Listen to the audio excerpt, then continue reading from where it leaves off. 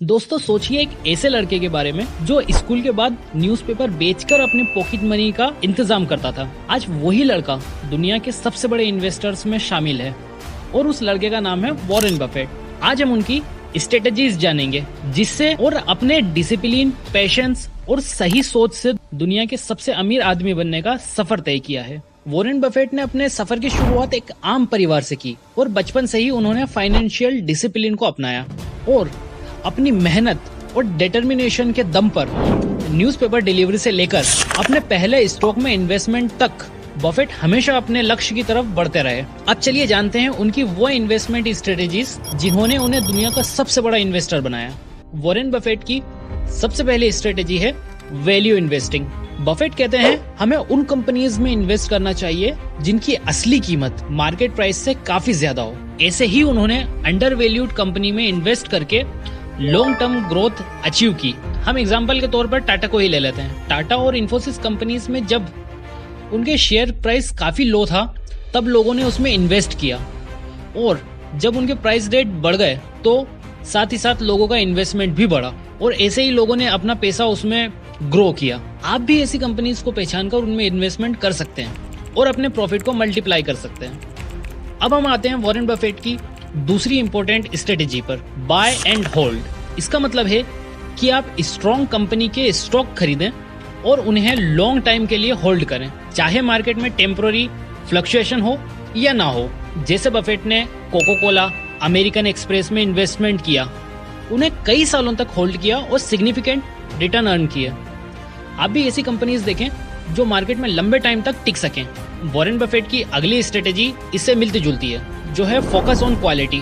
Warren Buffett हमेशा quality companies पर focus करते हैं। ये companies strong fundamental, sustainable competitive advantage और लॉन्ग टर्म ग्रोथ पोटेंशियल रखती हैं। इसके लिए आपको कंपनी के ROE, intrinsic value, consistent earning और स्ट्रॉन्ग मैनेजमेंट जैसे फैक्टर्स पर ध्यान देना चाहिए। ऐसे ही कंपनी आपके लिए लंबे टाइम तक वेल्थ जनरेट कर सकती है। अब जब बात इकोनॉमी की हो रही है तो हम वॉरेन बफेट की इकोनॉमिक मोट स्ट्रेटेजी को कैसे बोल सकते हैं। इकोनॉमिक मोट का मतलब है एक ऐसा कॉम्पिटिटिव एडवांटेज जो किसी कंपनी को अपने कॉम्पिटिटर से आगे रखता है ताकि वो अपने मार्केट शेयर को डिफेंड कर सके।